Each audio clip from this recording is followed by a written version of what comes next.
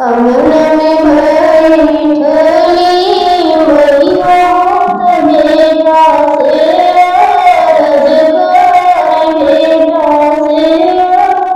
रजगारी हो बेटा जगन्नाथ बहिनी के दिशा हो खबरिया ले अब कहो खबरिया ले अब कहो लील हाथ सारंग हाथ कान्हा में गठरिया भैया चल दिहल बहिनी के दशा होत चली दिहल बहिनी के देशा बनवा नवट कैत बनवा नवट एक बन गए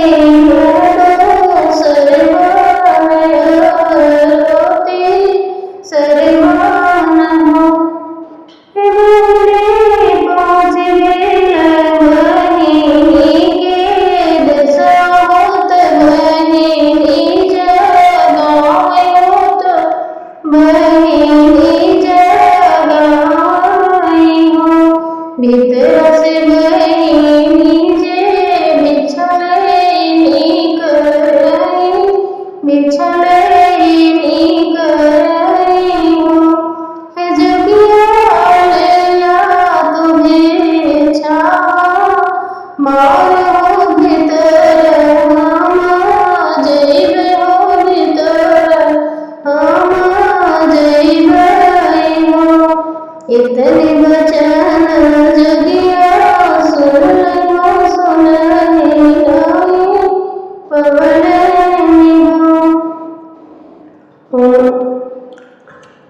हे बहिनी के कैसनी बाटी तोहरी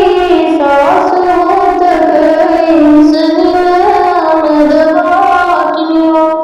हे बहिनी कैसन हरी तोहरा मान होत मानवादो कितना ज्ञानादो कितना देहो काऊ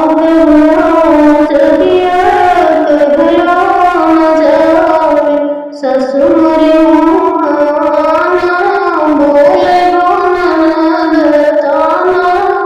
मारे ननद ताना मारे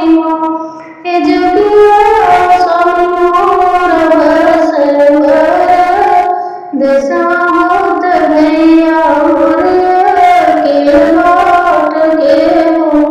नानी आवे होत के नानी आवे हो इतने वचन जगिया सुनहि नानी बोलिया हे बहिनी हम तोर भैया बाकी हो कहाई आई हो कहाई देख इतने वचन बहिनी सुन होत बहुत खुश भइल नयन से निर्मल हे बहिनी जैसे आषाढ़ सावन भर गया ओइसे बहिनी